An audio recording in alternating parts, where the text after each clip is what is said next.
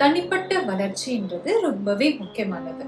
அதுக்கு சில super power கண்டிப்பா தேவைப்படும். அதுல குறிப்பா நம்மள சுத்தி நடக்கிற விஷயங்கள்ல எல்லாத்தையும் நம்ம பர்சனலா எடுத்துக்கிட்டு காயப்படாம இருக்கக்கூடிய அந்த திறன் அது என்ன? அதை எப்படி கையாளலாம் அப்படின்றத நம்ம பார்க்கலாம். ஊக்கம் மூட்டும் உளவியல் நிகழ்ச்சிக்கு போறதுக்கு முன்னாடி சேனலை சப்ஸ்கிரைப் பண்ணாதவங்க சப்ஸ்கிரைப் பண்ணிடுங்க. பெல் ஐகான் கிளிக் பண்ணிடுங்க.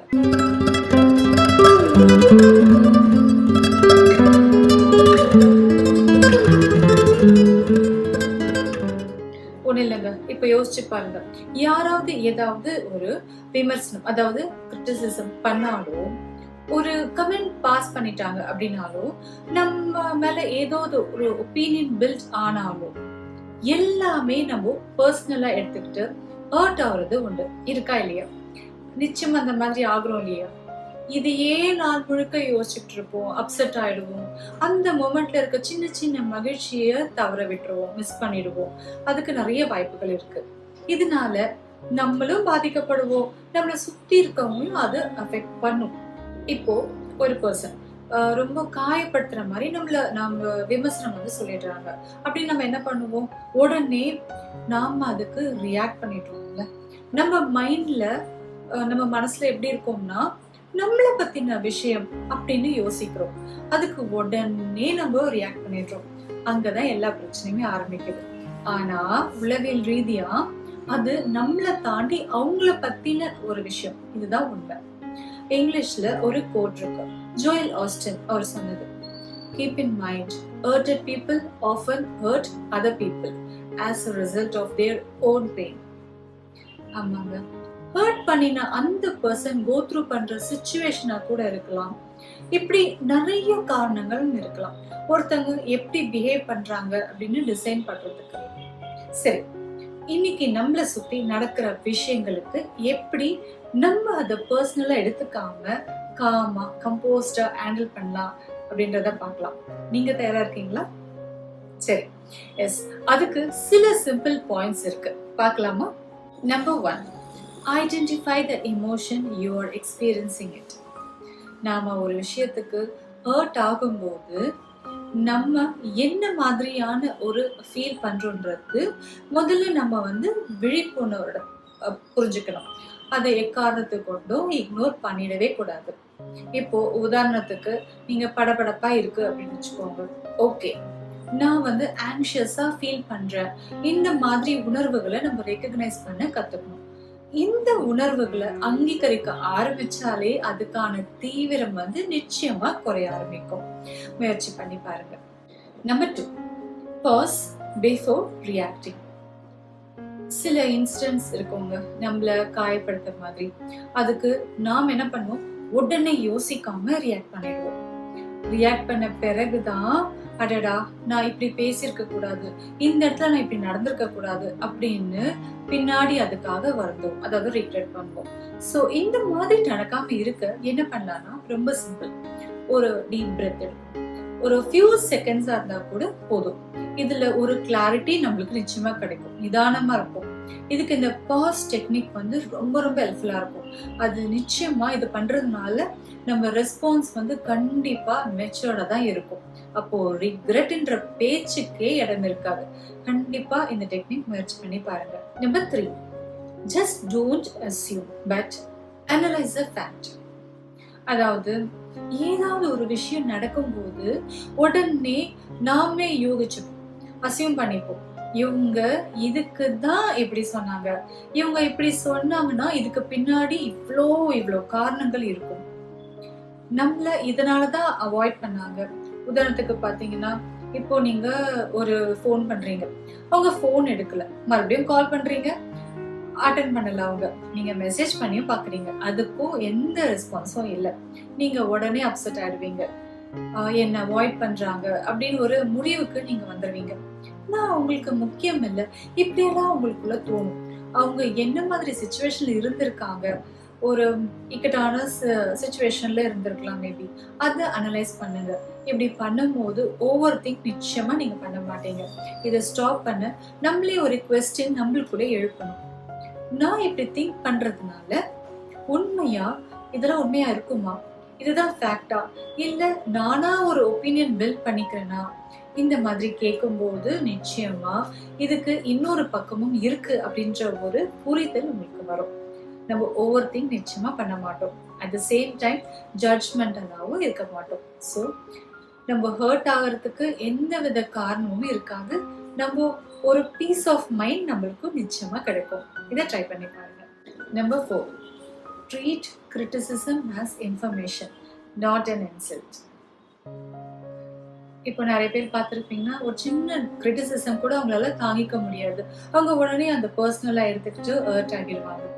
சில பேர் இருக்காங்க, நீங்க கஷ்டப்பட்டு ஒரு வேலையை செஞ்சு அதை அவங்க கிட்ட ஷேர் பண்ணணும்னு ஆசைப்படுவீங்க. ஆனா நீங்களே எக்ஸ்பெக்ட் பண்ணாத அளவுக்கு அவங்க ஒரு குறையை மட்டும் எடுத்துட்டு, இதோ இந்த மாதிரி ஒரு ஃபால்ட் இருக்கு அப்படின்னு உங்ககிட்ட காட்டுவாங்க. அப்போ உங்களுக்கு வரும் பாருங்க ஒரு கோபம், ஒரு மாதிரியான ஒரு மாஸ் ஃபீலிங், அந்த மாதிரி சொல்லலாம். அந்த மாதிரி வரும்.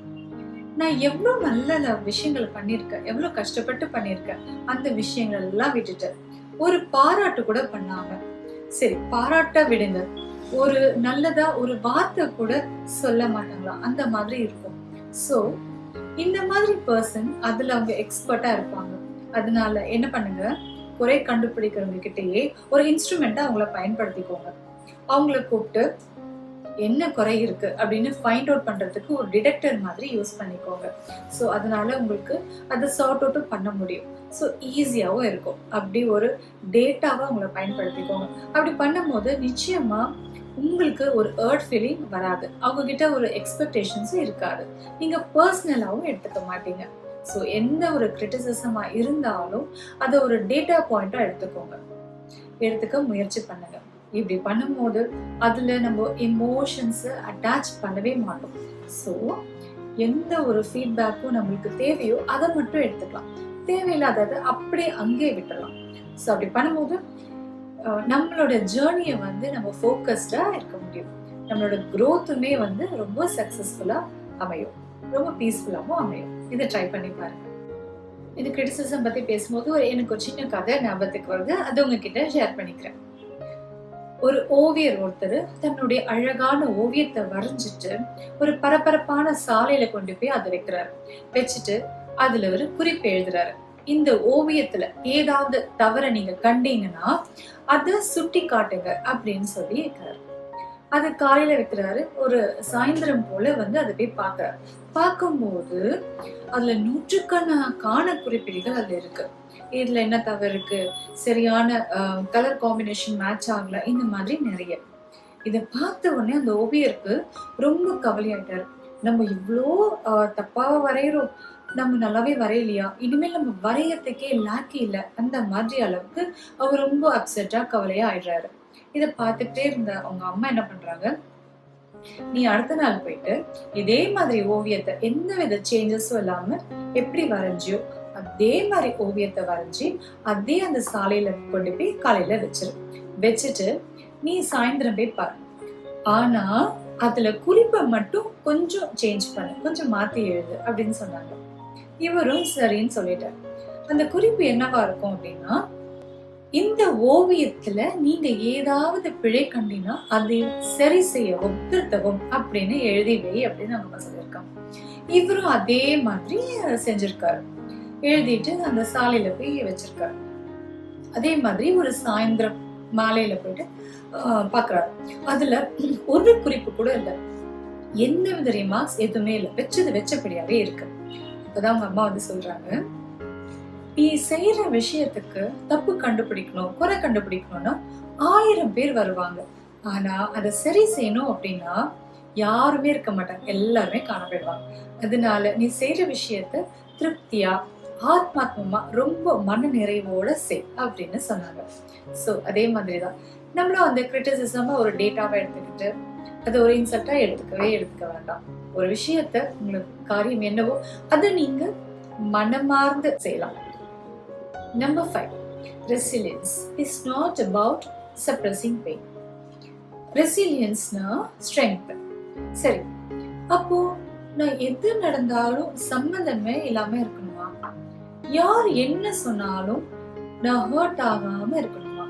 அது எப்படி அப்படி இருக்க முடியும் அப்படி நான் சொல்லவே இல்லை. ரெசிலியன்ஸ்ன்றது நாம ஹர்ட் ஆகுறோம்ல, அதுலயே நாம தங்கிடக்கூடாது. அடுத்தது என்ன அப்படின்றத யோசிக்கிற மனப்பான்மை நம்மளுக்கு வேணும். நம்ம மூவ் ஆன் பண்றதுக்கு தயாரா இருக்கணும். பட் அந்த எபிலிட்டி வரணும் இல்லையா, அதுக்கு பின்னாடி ஒரு முக்கியமான உளவியல் ரீதியான ஒரு விஷயம் இருக்கு. அது என்னன்னா அன்பு. அது மத்தவங்களுக்கு நம்ம காட்டும் போது நம்ம நிறைய காட்டுறோம் இல்லையா, சோ அதே அளவு நம்மளுக்கும் நம்ம காட்டுறதுக்கு தயாரா இருக்கணும்.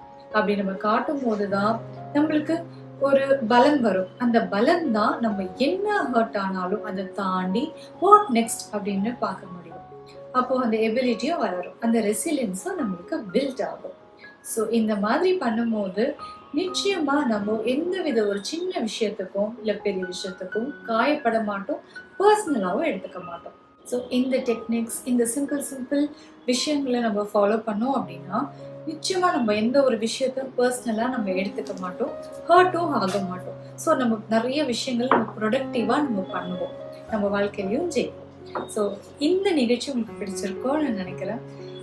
சேனலை சப்ஸ்கிரைப் பண்ணாதவங்க சப்ஸ்கிரைப் பண்ணிடுங்க, பெல் பட்டன் கிளிக் பண்ணிடுங்க.